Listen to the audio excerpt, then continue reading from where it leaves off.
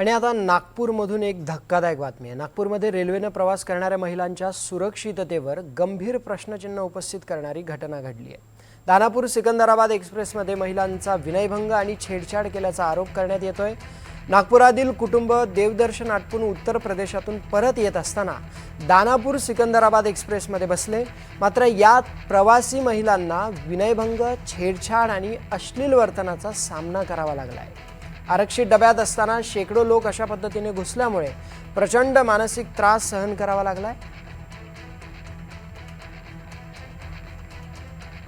आणि या महिलांशी संवाद साधलाय आमचे प्रतिनिधी प्रवीण मुधोळकर यांनी। या दोन्ही महिला माझ्यासोबत आहेत, ज्या या बोगीमध्ये या व्हिडिओमध्ये दिसत आहेत। काय नेमकं झालं तुमच्यासोबत?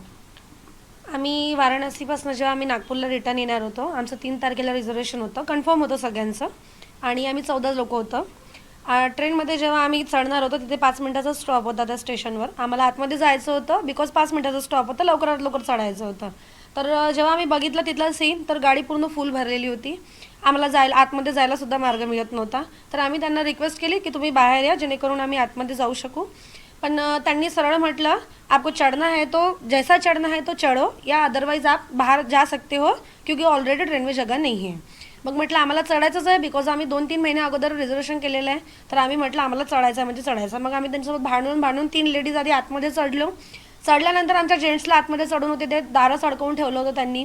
मग ते पण कसे तरी भांडून आम्ही आतमध्ये जागा मोकळी केली, तर आमचे जेंट्स आतमध्ये आले। मग तिथनं आणि मेन म्हणजे हा जो प्रकार होता तो तिथनंच दारापासूनच चालू झाला, मेन जिथे चढायचं होतं तिथनं। नंतर तिथे आम्ही आतमध्ये पोहोचल्यानंतर आमच्या सीटपर्यंत जायला आम्हाला अर्ध्या तासाचा वेळ लागला। मग हे सगळं झालं, आम्ही तिथे गेलो। आमची पहिलीच कंप्लेंट 5ला ट्रेन सुरू झाली, 5:15ला आमची पहिली कंप्लेंट गेली की हा सगळा प्रकार इथे आहे, तर काहीतरी तुम्ही ॲक्शन घ्या। त्यानंतर मग आमच्या ऐकण्यावर आलं की हे लोक म्हणजे लेबर क्लास आहेत, तर 1-2 स्टेशन आले की उतरून जाईल। तर आम्ही म्हटलं चला ठीक आहे, ॲडजस्ट करून घेऊया काही 2-3 स्टेशनपर्यंत। पण नंतर मग आम्ही बघतच आहे की कोणी उतरायला रेडीच नाही। तर मग तिथल्याच एका आम्हाला पॅसेंजरनी सांगितलं, जे इलिगली चढले होते, त्यांनी सांगितलं की हम यहाँ नहीं उतरने वाले, हम सीधा हैदराबाद में उतरेंगे। मग आमचं थोडं आम्ही डोकं तापायला लागलं की करायचं नेमकं काही ना तर काही करावं लागेल ना, की रिझर्वेशन कन्फर्म असून सुद्धा इतकं सफर करावं लागत आहे की आम्ही वॉशरूममध्ये जाऊ शकत नाही आहे। आणि इतकी म्हणजे भीड होती तिथे की आतमध्ये हवासुद्धा पास होत नव्हती। लाईट ऑन करायला गेलं तर लाईट ऑन मत कीजिए, हमको तकलीफ हो रही है लाईट के वजह से। म्हणजे आम्ही तिथे काही करूच शकत नव्हतं, असंच झालं ते। तुम्ही चेन ओढण्याचा प्रयत्न केला होता का? हां, आम्ही पहिल्यांदा चेन ओढली, तर गाडी 2 मिनिटासाठी स्टॉप झाली। पुन्हा मग आम्ही चेन ओढली, तर गाडी पुन्हा स्टॉप झाली। त्याच्यानंतर मग आम्ही तिसऱ्यांदा ओढण्याचा प्रयत्न केला, तर तिकडनं जे मेन कनेक्शन होतं ते चेनचं, ते तिकडनं लॉक करण्यात आलं। त्यानंतर मग नेक्स्ट स्टेशन नैनीला आम्ही सगळ्या लेडीजनी बाहेर उतरून प्रयत्न केला की ट्रेन थांबवण्याचा। आम्ही उतरलो पण होतो, ट्रेनच्या समोर पण गेलो होतो। तर तिथे मग RPF आले, भरपूरशे RPF होते तिथे। त्यांनी आमची समजूत घातली की ठीक आहे, तुम्ही ट्रेनमध्ये बसा, आम्ही जे सगळे लोक आहेत ते सगळे खाली करून देतो तुम्हाला। पण ट्रेन जशी चालू झाली ते लोक पळून गेले आणि त्यांनी काहीच ॲक्शन घेतलं नाही।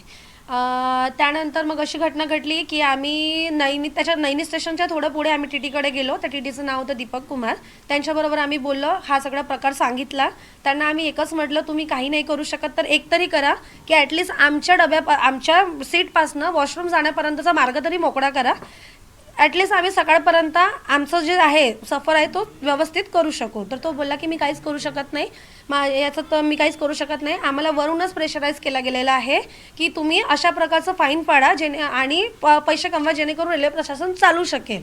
यात माझी काही चुकी नाही। त्यांनी सरळ हात वर केले, आपको जो करना है कर लीजिए, कुछ नहीं होने वाला है। यहाँ तक कि आम्ही व्हिडिओज केले तो सरळ बोलला, व्हिडिओ से कुछ नहीं होने वाला है, आपको जो उखाड़ना है उखाड़ लीजिए।